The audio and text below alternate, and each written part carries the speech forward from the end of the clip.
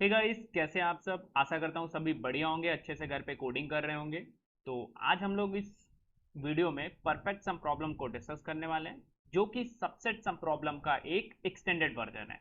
तो एक काम करते हैं, पहले देख लेते हैं जो सबसेट सम प्रॉब्लम थी वो हमने क्या देखा था। सबसेट सम प्रॉब्लम सिंपल था कि हमें एक एरे दिया जाएगा सेट सम प्रॉब्लम में, कि अगर मुझे एरे गिवन है, सम गिवन है, तो क्या मैं इसमें से कुछ एलिमेंट्स का यूज करके ये समेशन बना बना सकता हूँ या नहीं। तो देखो, आप 8 को ले लो एंड 12 को ले लो एंड 5 को ले लो।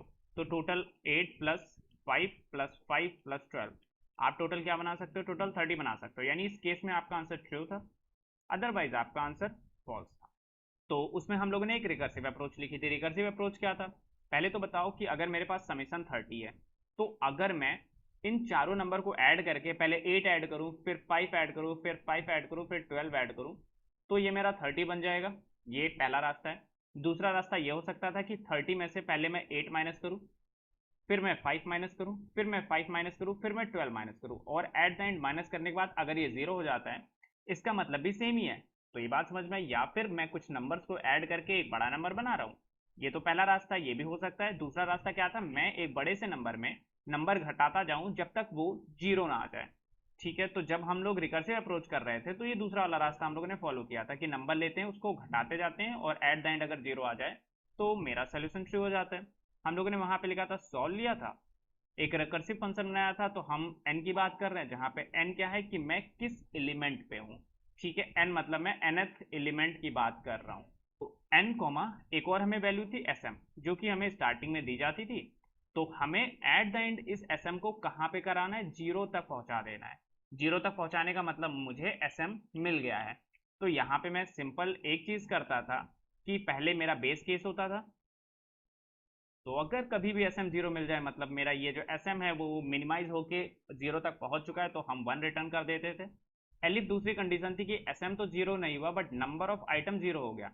और हाँ, ये रिटर्न वन का मतलब ट्रू है, या मैं रिटर्न ट्रू करूंगा।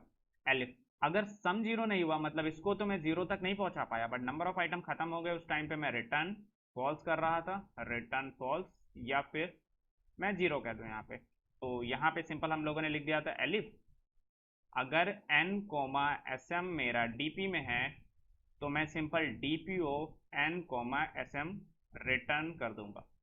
एल्स पार्ट में हम लोगों ने क्या किया था कि अगर मैं nth एलिमेंट पे हूं तो देख लेता हूं वो nth एलिमेंट है क्या। तो item is equal to array से पूछो nth एलिमेंट कहाँ पे रखा होगा, nth element n minus one index पे रखा होगा। तो array of n minus one पे पहुंचे थे। अगर करंट जो आइटम है, ये आइटम लेस देन है या इक्वल टू है इस सम के, तो मैं इस करंट आइटम को यूज कर सकता था। मेरे पास चॉइस वन थी, मैं यूज कर लूंगा। तो चॉइस वन क्या कहती थी, आप उस आइटम को यूज कर लो, यूज कर लो तो आपके पास नंबर ऑफ आइटम एक कम बचे, और आपके जो एस एम है ये भी तो घट घट गया ना। लाइक अगर आपने 8 यूज कर लिया तो 30 अब ये नहीं रहा, अब ये क्या हो गया, अब ये 22 हो गया। यानी आप जब भी एक आइटम यूज कर रहे हो, ये टोटल एस एम कम हो जा रहा है। तो अभी अगर मैंने आइटम नाम का, आइटम की कैपेसिटी की चीज यूज करी, तो ये एस एम माइनस आइटम हो जाएगा। ये चॉइस वन। चॉइस टू क्या कहती है कि मैं करंट आइटम को यूज नहीं कर पाऊंगा। सपोज मुझे सम बनाना है 30 और करंट आइटम मेरा 40 है, तो मैं यहाँ पे भी नहीं कर सकता था। तो उस केस में मैं n minus one comma S M, यानी मैं आइटम यूज नहीं करूंगा, तो मेरे पास आइटम एक कम बचा, और सम अभी भी उतना ही है। एल्स दूसरा केस क्या होता था, दूसरा केस सिंपल, मैं उस आइटम को यूज नहीं कर सकता, तो मेरे पास सिर्फ एक केस था। तो ये केस था कि मैं करंट आइटम को यूज नहीं करूंगा, n minus one comma summation. यहाँ थोड़ा कोड इधर लिख देते हैं, C1 कॉमा C2 में जो भी रास्ता मुझे पॉजिटिव यानी ट्रू की तरफ लेके जाएगा वो मेरा सही होगा। तो मैं यहाँ से C1, ये मैं करता था C is equal to C1 और CM, इसके नीचे मैं क्या करता था, DP के इस वाली जगह पे S कॉमा SM पे मैं C भर लेता था, और आखिर में रिटर्न कर देता था दैट C वैल्यू। तो ये मेरा सबसेट सम प्रॉब्लम थी। अब देखो यहाँ पे है परफेक्ट सम प्रॉब्लम। ये सिंपल क्या कह रहा है, ये कह रहा है कि मेरे पास एक एरे गिवन होगी। ठीक है, सबसेट सम प्रॉब्लम में भी यही चीज थी। ये बोल रहा है मेरे पास एक सम गिवन होगा। Okay, SVM subset sum problem में भी यही था, और ये कह रहा है कि मुझे बताना है कि कितने ऐसे सबसेट हैं। यहाँ पे बताना था क्या सबसेट पॉसिबल है कि नहीं, तो यहाँ पे मुझे ट्रू या फॉल्स रिटर्न करना था। बट यहाँ पे मुझे नंबर ऑफ सबसेट रिटर्न करने हैं, कि कितने ऐसे सबसेट पॉसिबल हैं, उसकी वैल्यू मुझे रिटर्न करनी है। तो यहाँ पे मुझे कोई कोड चेंज करना पड़ेगा। तो देखते हैं हम क्या क्या कोड चेंज करते हैं। तो स्टार्ट करते हैं। तो def solve n comma s m code same होने वाला है, अप्रोक्सीमेटली सेम होने वाला है, ठीक है। अगर अगर मेरा समेसन 0 हो जाता है, और हाँ एक और चीज़ क्वेश्चन में दी है कि वैल्यू काफ़ी बड़ी हो सकती है, तो मुझे 10⁹ प्लस 7 के साथ इसको मॉडुलस भी करना है। तो अगर कभी भी सम 0 हो जाता है, यानी मुझे जो समेसन फाइंड करना है वो क्या फाइंड करना है, वो फाइंड करना है 0। मेरे पास आइटम कितने भी हों, आइटम सपोज दैट 3 5 7 हो, मुझे उससे 0 समेसन बनाना है, तो पॉसिबल है, बिल्कुल पॉसिबल है, कोई भी एलिमेंट यूज ना करो। यानी कितने सबसेट हैं, यहाँ पे बता रहे थे पॉसिबल है कि नहीं, ट्रू या फॉल्स, यहाँ पे मुझे रिटर्न करने कितने सबसेट पॉसिबल है, तो सिर्फ एक सबसेट पॉसिबल है, ये वाला कि आप कोई भी आइटम को यूज ना करो। यहाँ से मैं 1 वैल्यू रिटर्न करूंगा, 1 का मतलब सिर्फ एक ही रास्ता है, एलिफ। दूसरी कंडीशन क्या थी, नंबर ऑफ आइटम अगर 0 हो जाते हैं और समेसन अभी भी 0 नहीं होता, इसका मतलब मुझे कोई भी ऐसा पाथ नहीं मिला, तो मैं रिटर्न 0 कर दूंगा, यानी 0 पाथ अवेलेबल। एलिफ में मैं एन कॉमा डीपी वाली सिचुएशन लगा सकता हूँ, यानी मेमोराइज कर सकता हूँ, बाद में देखेंगे।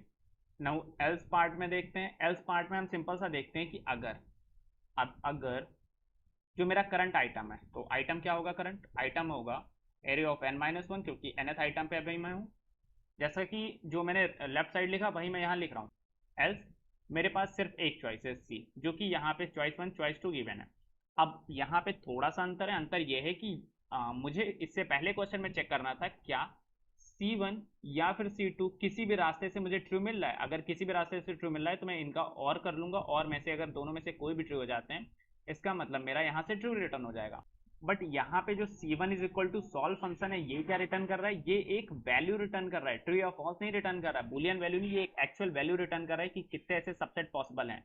तो अगर C1 से X ऐसे रास्ते पॉसिबल हैं, C2 से ऐसे Y रास्ते पॉसिबल हैं, इसका मतलब ओवरऑल कितने पॉसिबल है, ओवरऑल X प्लस Y रास्ते पॉसिबल हैं। यानी मुझे यहाँ से रिटर्न करना है C1 प्लस C2, और यहाँ से अगर C is equal to solve function में मैं कॉल करता हूँ तो यहाँ से भी कोई वैल्यू रिटर्न होगी, तो यहाँ से भी मैं रिटर्न C कर दूंगा। तो सबसे पहले इसको कैपिटल N कर देता हूँ ताकि थोड़ा कंफ्यूजन ना हो। नाउ मैं अब जल्दी से एक सॉल्व फंक्शन बनाऊंगा, बहुत जल्दी से, क्योंकि हम लोगों ने सबसेट सम प्रॉब्लम में चीज़ें लिख रखी हैं।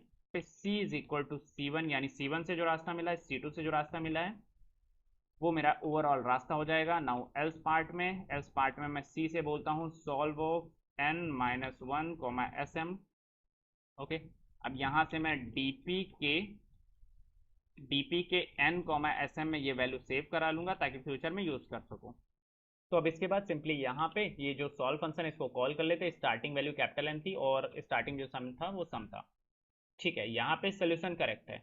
और अब एक और चीज़ करनी क्या है, यहाँ पे बोला गया 10⁹ प्लस 7 के साथ मॉडुलस लेना है, तो मैं यहाँ पे एक मॉड वैल्यू ले लेता हूँ, mod is equal to 10⁹ plus 7 और C1 modulus mod and then C2 modulus mod और टोटल का मॉड, ओके, मॉडुलस मॉड। तो यार ये सोल्यूशन हम लोगों ने पूरा लिख लिया, बट इस सोल्यूशन में एक प्रॉब्लम है। प्रॉब्लम क्या है, प्रॉब्लम ये है कि क्वेश्चन में गिवन है कि आपके जो एरे हैं वो नॉन नेगेटिव इंटीजर्स है, यानी जो आपका एक एरे है वो 0 भी हो सकता है। अब 0 के केस में क्या दिक्कत आएगी जरा देखते हैं। हमें जैसे ही समेसन 0 मिल रहा है हम तुरंत मुंह उठा के 1 रिटर्न कर दे रहे हैं। आप कुछ ऐसा समझो, अगर आपके पास केस होता 0,1, आपके पास फिर सॉल्व फंक्शन में क्या जाता, सॉल्व फंक्शन में जाता, पहले तो आपका जाता n की वैल्यू 2 है और समेसन स्टार्टिंग में मान लो 1 गिवन है, तो मेरे पास दो रास्ते हैं, या फिर मैं पहले एलिमेंट को यूज करता या फिर नहीं करता। अगर पहले एलिमेंट को यूज कर लेता तो क्या हो जाता, ये हो जाता सॉल्व, और 2 के बाद नंबर ऑफ आइटम कम हो जाते और 1 समेसन यहाँ पे 0 हो जाता। और दूसरी चॉइस की थी मैं करंट आइटम को यूज नहीं करता, तो नंबर ऑफ आइटम एक कम हो जाता, समेसन उतना ही रहता, यानी समेसन अभी भी 1 है। अब देखो यहाँ पे जैसे ही इसने समेसन 0 देखा, इसने तुरंत यहाँ से 1 रिटर्न कर दिया, ओके। और यहाँ से कुछ भी रिटर्न, यहाँ से 0 रिटर्न होने वाला है, क्योंकि इसके बाद एक और कॉल जाएगी जहाँ पे सॉल्व नंबर ऑफ आइटम एक कम हो जाएंगे, समेसन उतना ही रहेगा, यहाँ से 0 रिटर्न होगा, यानी 1 प्लस 0। ओवरऑल यहाँ पे सोल्यूशन 0 रिटर्न हो रहा है, बट एक्चुअल में सोल्यूशन क्या है, एक्चुअल में सोल्यूशन यहाँ पे कितने सबसेट बन रहा है, आप एक 0 1 को साथ में ले लो, ये एक सबसेट है, आप 1 को साथ में ले लो, ये एक सबसेट है, यानी दो ऐसे सबसेट हैं जिनको यूज करके मैं समेसन 1 बना सकता हूँ। बट हमारे सोल्यूशन के हिसाब से यहाँ पे सबसेट सिर्फ एक आने वाला है, तो इसका मतलब समेसन अगर 0 हो जाए इसके बाद भी बहुत ढेर सारी पॉसिबिलिटीज मेरी बचती हैं।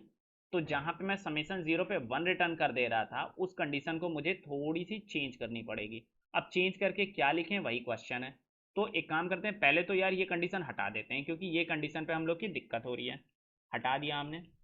तो क्या हम ये कर दें कि अगर नंबर ऑफ आइटम खत्म हो चुके हैं और अब समेसन अगर जीरो हुआ है, इसका मतलब क्या है, नंबर ऑफ आइटम सारे खत्म हो चुके हैं, समेसन अभी भी जीरो है। तो सिंपल सा क्वेश्चन है कि नंबर ऑफ आइटम अगर आपके पास एक भी नहीं है, यानी आपके पास एम्प्टी सेट है और समेसन आपको जीरो बनाना है, तो कितनी पॉसिबिलिटी है? एक पॉसिबिलिटी है, आप एम्प्टी सबसेट का यूज कर लो, यानी यहां से एक रिटर्न हो सकता है, इस जगह से एक रिटर्न में कर सकता हूं। तो सिंपली यहां से एक रिटर्न कर देते हैं और ठीक है। एल्स एल्स पार्ट का क्या मतलब है? नंबर ऑफ आइटम खत्म हो चुके हैं, अभी भी समेसन जीरो नहीं हुआ, इसका मतलब अब तो नहीं कुछ पॉसिबल है, तो इस केस में हम रिटर्न जीरो कर देंगे। तो ये हमारा एक सोल्यूशन हो गया। अब इसको करते हैं सबमिट। तो 323 टेस्ट केसेस हैं, देखते हैं कितने चलते हैं।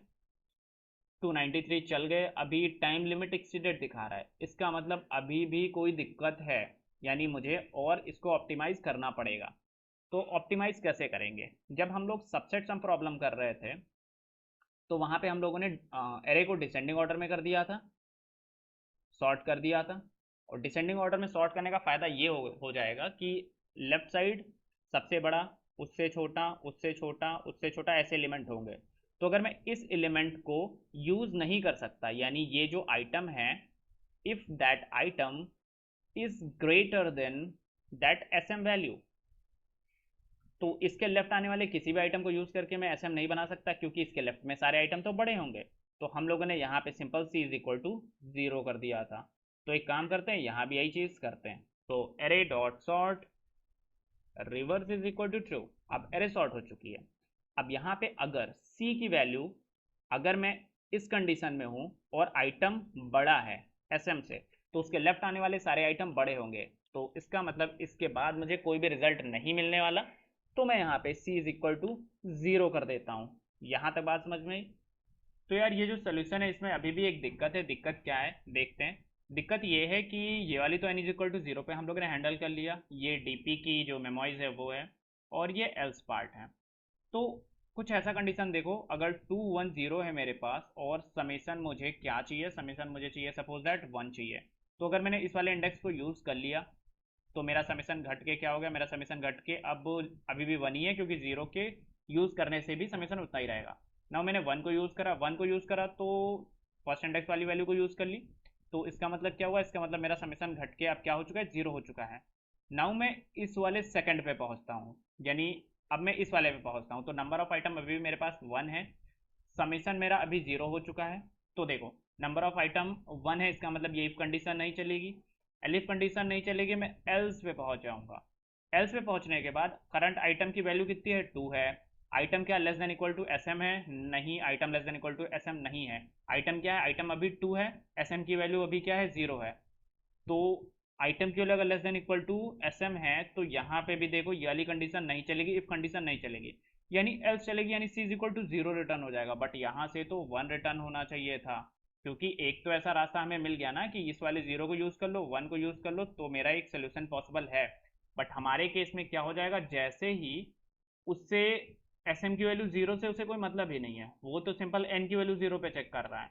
तो कभी भी अगर मेरी एस एम की वैल्यू जीरो हो जाएगी और एन की वैल्यू जीरो नहीं होगी, और उसके बाद अगर कोई आइटम आ गया लेफ्ट साइड में पॉजिटिव, तो वो एल्स पार्ट पे चला जाएगा और सी इज इक्वल टू जीरो पे रिटर्न कर देगा। तो यहाँ पे हम लोग ये चेक कर लेंगे कि अगर मेरा समेसन की वैल्यू मैं कहीं जीरो पे पहुंच गया हूँ, ठीक है, सारी कंडीशन पास करते करते मैं नीचे पहुंच गया हूँ, यानी करंट आइटम मेरा बड़ा है, करंट आइटम मेरा क्या है, बड़ा है एसएम से।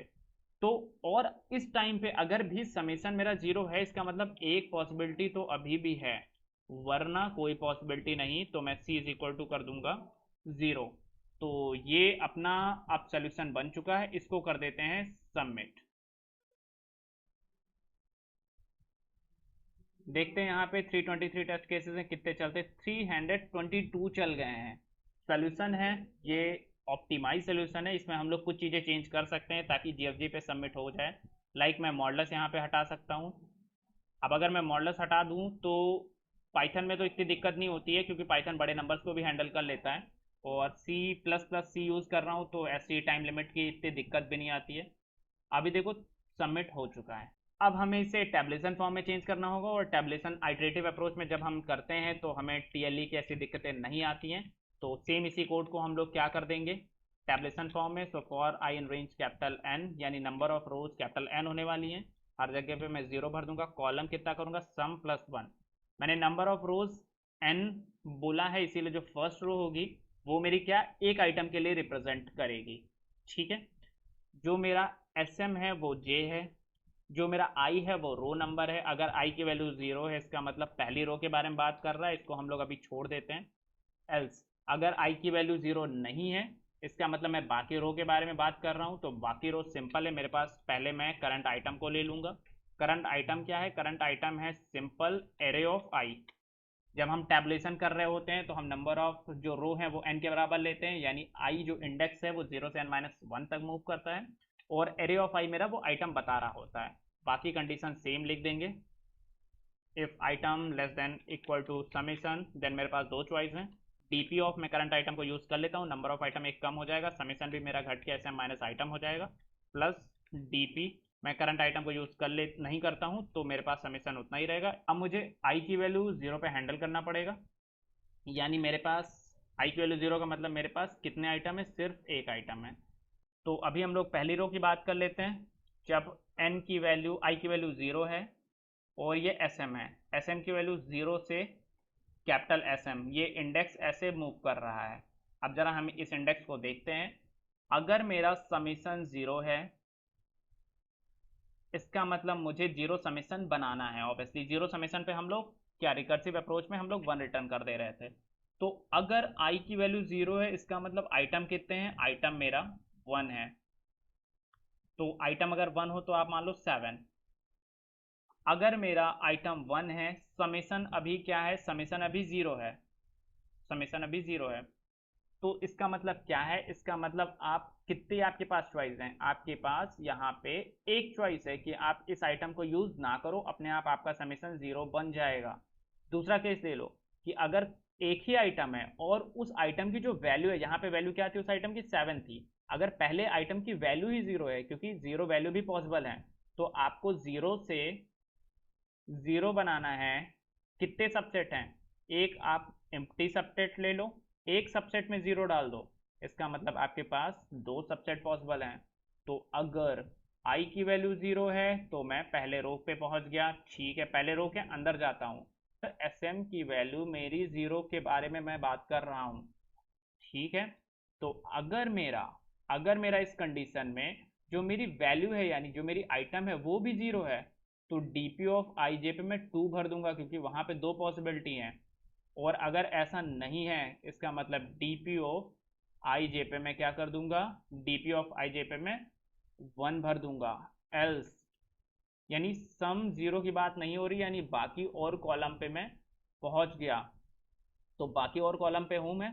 तो अगर इस कॉलम की जो आइटम है, अगर ये आइटम इक्वल टू है दैट समेशन के, तो मेरा एक चॉइस पॉसिबल है, यानी आपको 7 बनाना है 7 की मदद से, तो आप ऐसे यूज कर लो, पॉसिबल है, ठीक है। तो वहां पे एक केस पॉसिबल है, वरना मेरे पास कोई केस पॉसिबल नहीं। तो मैं क्या करता हूँ, आई की वैल्यू 0 पे मैं पहुंच गया। अगर मेरा समेशन 0 की बात हो रही है तो इस केस में अगर समेशन 0 है और साथ में मेरा जो करंट आइटम है, तो करंट आइटम भी मैं यहाँ पे ले लेता हूँ। तो अगर मेरा जो करंट आइटम है, this item is equal to 0, इसके मतलब मेरे पास दो चॉइस होने वाली हैं। यानी आप 0 को यूज करो तो भी आप 0 बना सकते हो, कुछ ना यूज करो तो भी आप 0 बना सकते हो। तो यहाँ पे दो चॉइस हैं। एल्स मेरे पास कितनी चॉइस हैं, मेरे पास एक चॉइस है। So D P of I is equal to 1। Now else condition में आते हैं कि सम की वैल्यू 0 नहीं, यानी बाकी और कॉलम की बात हो रही है। तो इस केस में अगर मेरा जो आइटम है this value equal to summation है, यानी एक चॉइस है यहाँ पे, तो d P of i j में मैं 1 भर देता हूँ। Else d P of i j में 0 हो जाएगा, उसे हमें लिखने की जरूरत नहीं, और एट द एंड हमें आखिरी सेल को रिटर्न करना है। तो return d P of last row क्या है, n-1, लास्ट कॉलम क्या है, एस यू एम, ये कर देते हैं रिटर्न, और इस वाले कोड को कर देते हैं comment. Mod is equal to क्या है, mod is equal to 10 to the power 9 plus 7, क्योंकि हमें मॉडल्स भी लेना है, और उसके बाद कर देते हैं सबमिट। तो ये मेरा सोल्यूशन सबमिट हो चुका है, और हम लोग मिलेंगे अगले वीडियो में नए कॉन्सेप्ट के साथ। तब तक be healthy and keep coding.